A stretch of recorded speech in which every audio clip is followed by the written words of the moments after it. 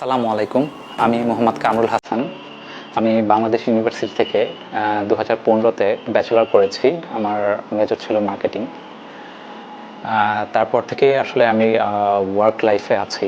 তো রিসেন্টলি আমি নিউজিল্যান্ডে ভিসা পেয়েছি বা উইথ মাই স্পাউস। আমার ইউনিভার্সিটি অ্যাডমিশন থেকে শুরু করে এবং আমার ভিসা পাওয়া পর্যন্ত থ্রু আউট মাই জার্নি আমি টোটাল ফাইল প্রসেসিং করেছি থ্রু কনফিডেন্স কনসালটেন্সি। আমি মাস্টার অফ ম্যানেজমেন্ট লেভেল 9 করতে যাচ্ছি অকল্যান্ডে। আমার ইনস্টিটিউটের নাম হচ্ছে আইসিএল গ্র্যাজুয়েট বিজনেস স্কুল এবং আমি মাস্টার অফ ম্যানেজমেন্ট লেভেল 9 করতে যাচ্ছি। আমার টিউশন ফিস হচ্ছে $31,600 নিউজিল্যান্ড ডলার। আসলে আইসিএল ইনস্টিটিউটটা আমার সিলেক্ট করার পিছনে প্রধান কারণ হচ্ছে এটার অ্যাফোর্ডেবল টিউশন ফিস। এই জন্য বেসিক্যালি আমি এটা সিলেক্ট করেছি। আফটার সিলেকশন আমি বিভিন্ন গ্রুপে এবং আমার পরিচিত অনেকেই বলেছে যে আসলে কলেজগুলোতে ভিসা রেশিওটা একটু কম থাকে, এই জন্য আমিও একটু টেনশনে পড়ে গিয়েছিলাম। বাট আমি যখন কনফিডেন্সের সবার সাথে কথা বলেছি এবং তারা আমাকে অ্যাসিওর করেছে আসলে ডেফিনেটলি ইনস্টিটিউট একটা ম্যাটার, বাট এর থেকেও সবচেয়ে বেশি ইম্পর্টেন্ট বিষয় হচ্ছে প্রপার ডকুমেন্টেশন এবং প্রপার ফাইল প্রসেসিংটা। তো এই অ্যাসিওরিটির কারণেই ফাইনালি আমি এটা নিয়ে আগাই। পরে আলহামদুলিল্লাহ আমি এটা থেকেই ভিসা আমি পেয়েছি। বিফোর ফাইল প্রসেসিং এজেন্সি সিলেকশনটা খুব ইম্পর্টেন্ট একটা বিষয়। আমি যখন এজেন্সি সিলেক্ট করেছি আমার মাথায় বেশ কিছু বিষয় ছিল।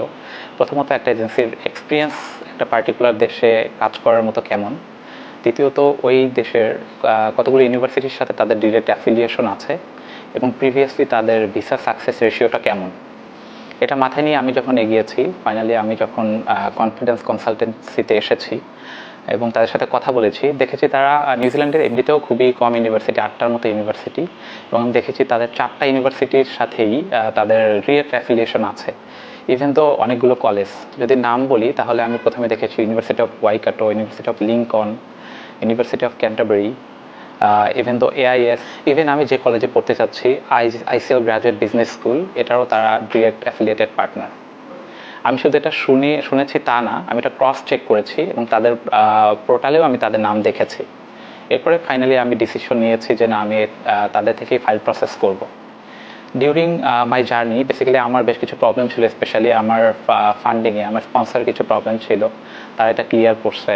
ইভেন দো টোটাল জার্নিতেই আমি কখনোই লোনলি ফিল করিনি, যখনই কোনো ইস্যু এসছে আমি সবসময় তাদের সাপোর্ট পেয়েছি। ফাইনালি আমি শুধু এইটুকুই বলতে চাই, বাংলাদেশে রিসেন্টলি নিউজিল্যান্ডে ভিসা রেশিও 45%, বাট কনফিডেন্স কনসালটেন্সির ভিসা রেশিও ওভার 85%।